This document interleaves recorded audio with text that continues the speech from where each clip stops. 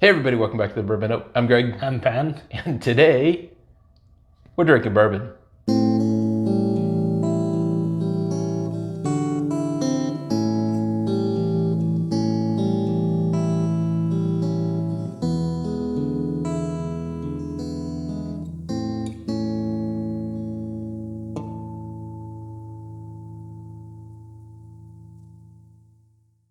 All right, Ben, did you know that as we record this today, maybe it was yesterday, a major highway was washed out in Yellowstone National Park, and so they've closed the park.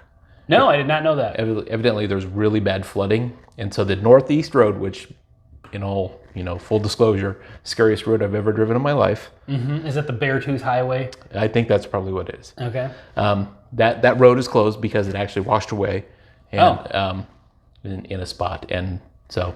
I see where you're going with this. But anyway, I see the tie-in. In the spirit of Yellowstone National Park, let's bring it on in. All right. This is, bam, Yellowstone, aged 7 years.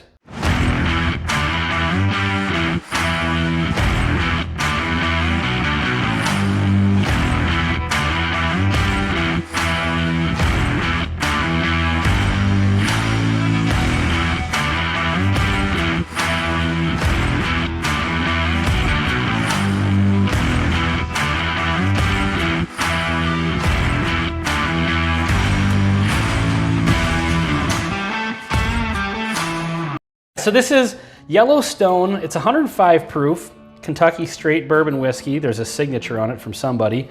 And it says on here, distilled in Kentucky, but it doesn't say that it's distilled by them or if it's... So our guess is it's sourced, but they're in Kentucky and it's being distilled in Kentucky. So. Distilled and aged in Kentucky, bottled by Limestone Branch Distillery, Lebanon, Kentucky. Right. So, nice. All right, nice cork pop. But that's about all we know about it. So it has never had any of their products before. So it's a limited edition 2015, and I actually bought it a year and a half ago. Okay. And it's just been sitting there. So this, I don't know. Maybe this was, because it says 7 years, so maybe 2008 was when it was distilled. Just don't know. Who knows? Had a nice nose on it. So if you're watching and you know anything about Yellowstone, the bourbon, or the park, either one, but or the park, please comment. Please comment, and maybe share this video with a friend or an enemy. Enemy. Kind of a straightforward bourbon on the nose. Nothing really juts out into too many, aggressive.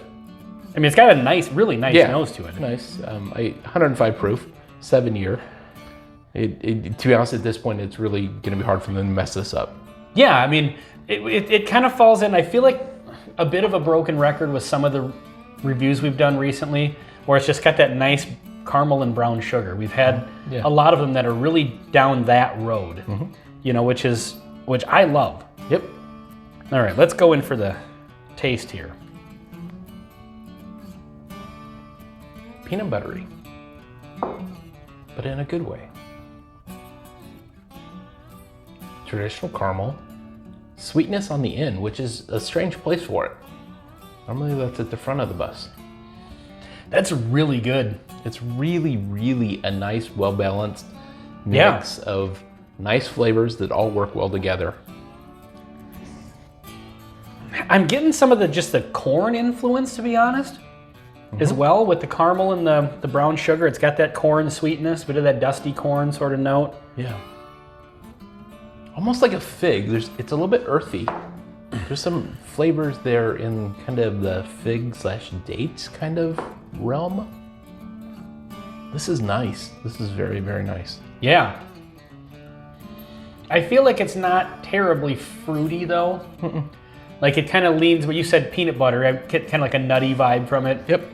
Nutty, caramely, brown sugary, corn. Like it doesn't really have the fruit or floral notes so much. Almost leather. Like I don't like the smell of leather. Yeah, there's a little bit of that kind of riding on top of all that sweetness. Yeah. Almost bit my cheek while I was saying that. It's a danger of doing a review. Nice and oily. It's got a nice spice to it. It does. More leaning in the oak spice realm than the rye spice. Totally agree. But yeah, I mean, that's just it's just a down the middle, great tasting bourbon. So now the hard question. What'd you pay for it? I don't know exactly, but let's say it was 115. I think it may have been just over $100. It came in a tube, which evidently adds $50. Yeah. So this is 105 proof, 7-year. Would you like to do an experiment? Well, I was trying to think of, I have one that we've recently reviewed that comes in a box that's similar. Well, I've got one that comes to mind that we did recently that we said was just a great down the middle bourbon. I believe it is also at 105 proof. You want to give her a whirl? Okay, so how about we do this? And we may have to do a bit of editing. Why don't you pour, and I don't know what it is. Okay. So if you can accomplish that, and if I need to step out of well, just frame. go stand in the corner. Nobody puts baby in a corner. All right, let's just do a hard cut. I'll step off camera, and then we will. All right. So, all right. Please hold. Please hold.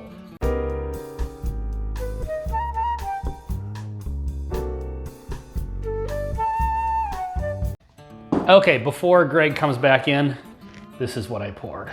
You can see that. We'll also say what it is after he comes back in here. Okay. Okay, you can come in. All right. Are you gonna try to guess what it is? No, I'm really bad at that. Okay, this is my old glass. This is the Yellowstone. Yep, and this is the new edition. So another sip of the Yellowstone.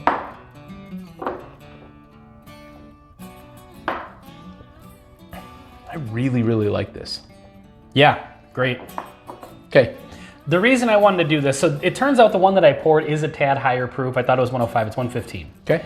But price point, they're significantly different. Okay. But I feel like, I mean, just even nose them next to each other, I feel like they're in the same category. Not the same category, I shouldn't say, but. There's some similarities. But there is a difference. Mm-hmm. So, all right, I'm gonna give the newbie a try. Okay. I just had a sip of that Yellowstone before going to this. No water in between, so it'll be interesting to see if there's a drastic change. So I can tell that the proof point is a little more prominent on this one since you told me it was higher. The caramel sweetness is quite similar. Yeah. The really nice mouthfeel, the density, is very similar. That's what I was getting, like that caramel sweetness was really coming through, and that's when I was saying it was a down the middle bourbon, and we had one of those recently. Yeah. That's kind of, that caramel sweetness was really the prominent. On the finish, I am getting a little bit brighter, maybe floral type finish. Yep, I was thinking that too a little bit. Where this is the more earthy fig / leather / molassesy. I know that's probably not a word, but go with it. There's a little more brightness on the mystery one.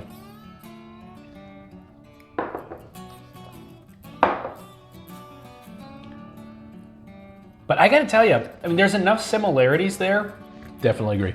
that at half the price. Okay, so that's what I was gonna say is the reason you brought this out is because it's either. It was $55, I think. Oh, okay, then now I know what it is. Which one? You said you know, I mean.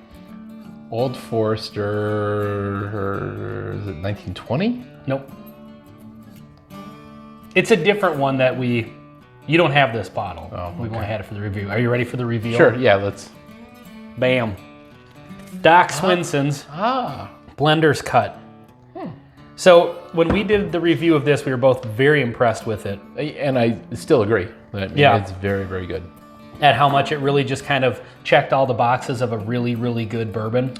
And I think it was 55 to 60. Okay. I think it might have been 55. Okay.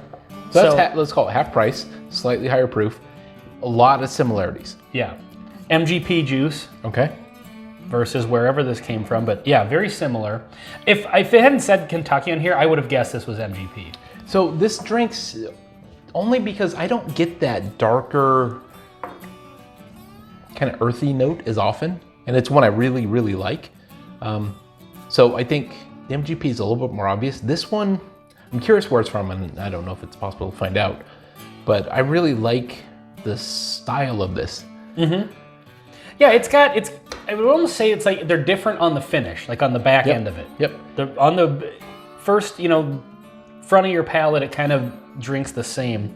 But honestly, if I were to walk out of the room, you mix up the glasses, I think I could tell a difference because of the finish, but it's slight. Is it a $50? Is it a $115 bourbon?